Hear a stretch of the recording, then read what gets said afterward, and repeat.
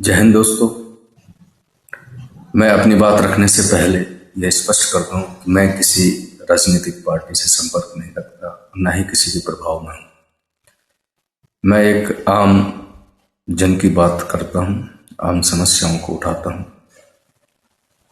और आप इस पर जरूर गौर करें और विचार करें।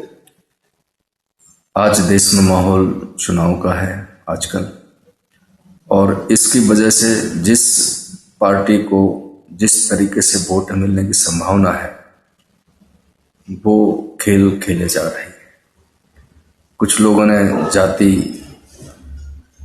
जातिगत बातों को तोड़ दिया हुआ है।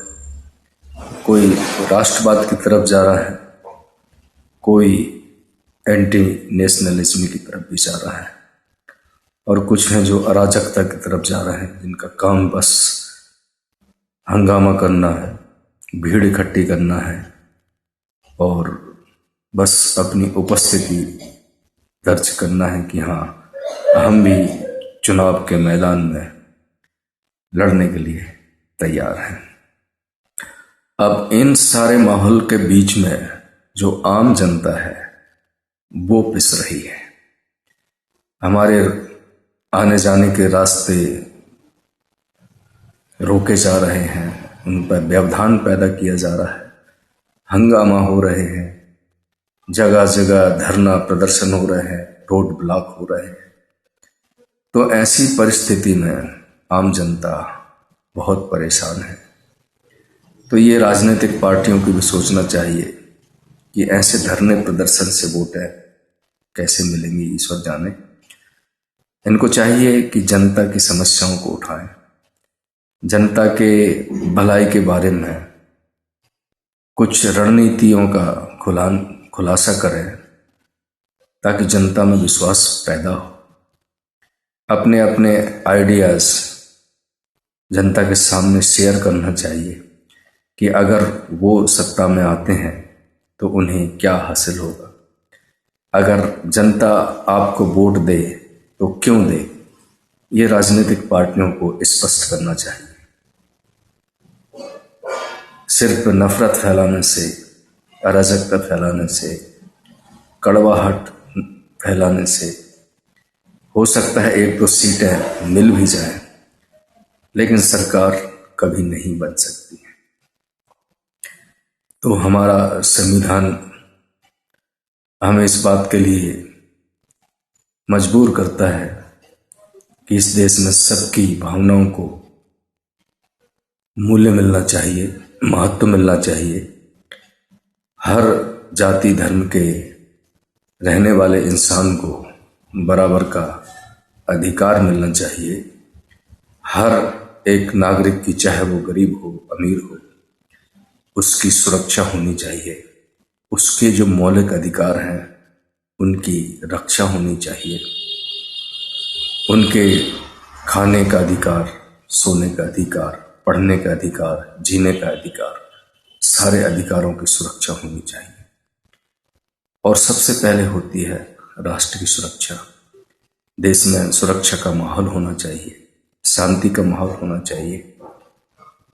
2014 के बाद से देश में क्या माहौल है और उससे पहले क्या माहौल था, इस बारे में जनता को स्वयं विचार करना चाहिए। नेताओं की स्पीच सुनिए, उस स्पीच में से आप अपने भलाई की बातें को एक तरफ कीजिए, निकाल लीजिए, फाइंड आउट कीजिए और अच्छे कैंडिडेट को चुनिए जो ना तो जात पाती पे आश्रित हो, किसी एक जाति का नुमाइंदा ना हो, किसी एक धर्म का नुमाइंदा ना हो, वो एक जनप्रतिनिधि हो और जनता की समस्याओं को पार्लियामेंट तक ले जाए और उन्हें हल करवाने के लिए आवाज उठाए। तो ये आज के आधुनिक युग में लोकतंत्र की परिभाषा भी बदली हो चुकी है। पहले लोकतंत्र की परिभाषा क्या थी? और 2014 के बाद से जो माहौल बदला है उसमें लोकतंत्र की परिभाषा में बहुत फर्क आ चुका है। सिर्फ हंगामा खड़ा करना, बगैर काम के बगैर सिर पैर की बातें करके अशांति फैलाना, धरना प्रदर्शन करना, आप आज के आधुनिक लोकतंत्र में अब मुझे नहीं लगता है कि इसका कोई लॉजिक है या ये फायदेमंद है जनता के लिए और नेताओं के लिए भी। हमें इस बात पे गौर करना चाहिए कि आज़ादी के पहले और आज़ादी के बाद की परिस्थितियों में फर्क के कारण जो समस्याएं आज़ादी के पहले हम जिस तरीके को अपनाते थे, आज़ादी के बाद वो तरीका अब गैर कानूनी है। हम दूसरे लोगों के शासन के अधीन थे और उन्हें उखाड़ने के लिए जो काम हम किया करते थे वही काम हम एक चुनिंदा सरकार के खिलाफ अगर करते हैं तो वो गैर कानूनी है।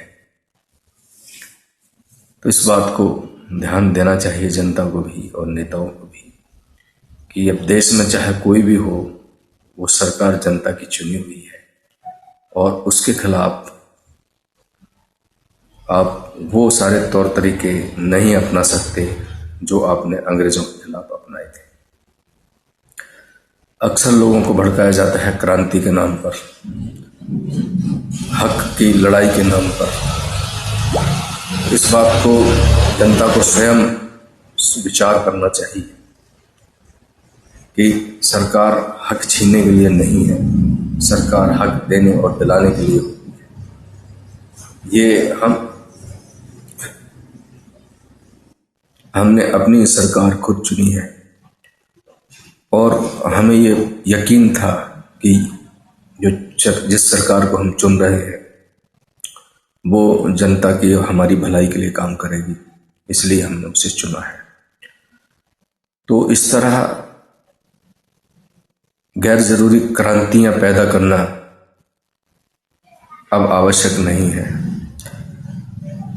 आज़ादी के पहले क्रांति का मतलब होता था एस्टैब्लिशमेंट के खिलाफ अराजकता करना या उसके खिलाफत करना, शासन के खिलाफ खड़े हो जाना, संघर्ष करना, क्रांति उसे कहते थे।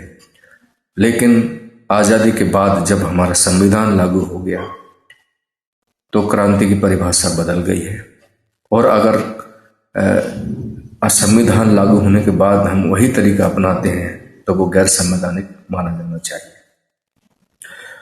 आज के जब आधुनिक युग भारत में जब हम अपनी ही देश में, आज़ाद देश में अपनी ही सरकार के साथ काम कर रहे हैं तो हमारी क्रांति सरकार के खिलाफ नहीं हो सकती।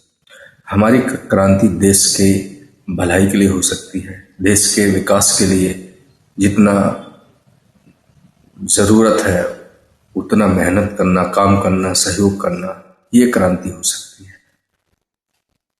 एक आज़ाद मुल्क में क्रांति का मतलब जन समस्याओं के समाधान की ओर काम कर रहा होता है। देश की तरक्की में अपने योगदान और लोगों को उसके लिए प्रेरित करने को ही हम जन क्रांति या क्रांति कह सकते हैं। आज के आधुनिक युग में एक आज़ाद मुल्क में क्रांति उसे नहीं कह सकते जिसको हम अंग्रेजों के खिलाफ करने के लिए क्रांति कहते थे। तो ये आम जनता को अब थोड़ी अपनी अक्ल को खोलना चाहिए, अपने दिमाग पर जोर डालना चाहिए और जो उस क्रांति के लिए आपको उकसाते हैं कि आप देश के खिलाफ खड़े हो जाइए, सरकार के खिलाफ खड़े हो जाइए, एस्टैब्लिशमेंट के खिलाफ खड़े हो जाइए, वो अंग्रेजों के प्रति क्रांति थी, उनके खिलाफ क्रांति थी। हमारी आज़ाद मुल्क में इसको क्रांति नहीं बोला जाता।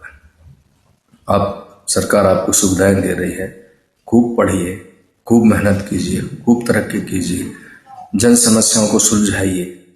आपको अगर आपके अंदर जज्बा है जन सेवा का तो जन सेवा कीजिए, राष्ट्र सेवा का है तो राष्ट्र सेवा कीजिए।